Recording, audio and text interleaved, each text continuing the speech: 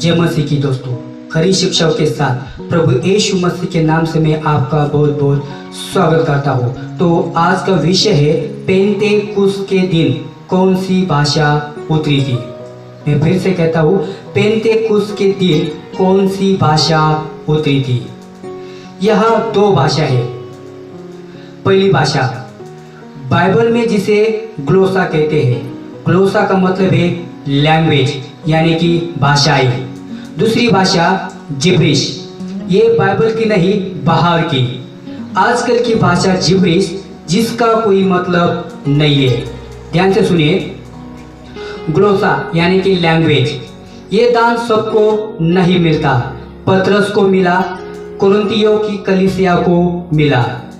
1 कुरिन्थियों 12:30 और लिखा है, क्या सबको चंगा करने का वरदान मिला है? क्या सब नाना प्रकार की भाषा बोलते हैं? सुनिए, उस समय ज्ञान नहीं था, मोबाइल फोन नहीं था, गूगल नहीं था, स्कूल कॉलेज नहीं था, भाषाओं का अनुवाद नहीं था। जरा सोचिए, आज की भाषा में और जो बाइबल बात करती है उस भाषा में कितना फर्क है। मैं फिर से कहता हूँ, आज की भाषा में और जो बाइबल बात करती है उस भाषा में कितना फर्क है। 1 कुरिन्थियों 12:30 क्या कहता है? क्या सबको चंगा करने का वरदान मिला है? क्या सब नाना प्रकार की भाषा बोलते हैं? सबको ये दान नहीं मिलता। तो ये पवित्र आत्मा तय करेगा ये वरदान देना है या नहीं। आज ये वरदान देना है या नहीं। आज ज्ञान है, मोबाइल फोन है, गूगल है, स्कूल कॉलेज है, भाषाओं का अनुवाद है। सुनिए, चेलों को इस वरदान की बहुत जरूरत थी। क्यों?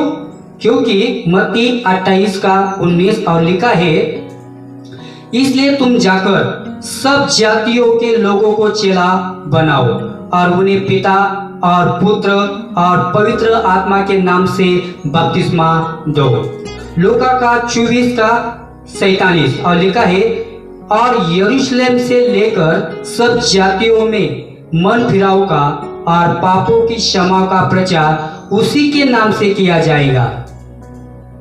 चेलों को हर जाति में सुसमाचार लेकर जाना था, पर प्रभु को मालूम था कि जाति में जाना है तो चेलों के लिए समस्या है भाषाओं की।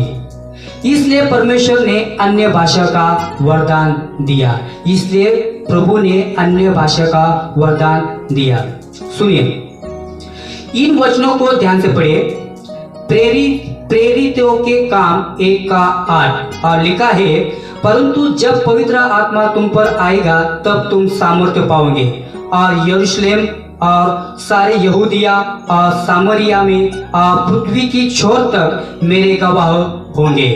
दूसरा वचन पढ़ेंगे, प्रेरितों के काम 2:4 और 8 और वे सब पवित्र आत्मा से भर गए और जिस प्रकार आत्मा ने उन्हें बोलने की सामर्थ्य दी वे अन्य भाषा बोलने लगे।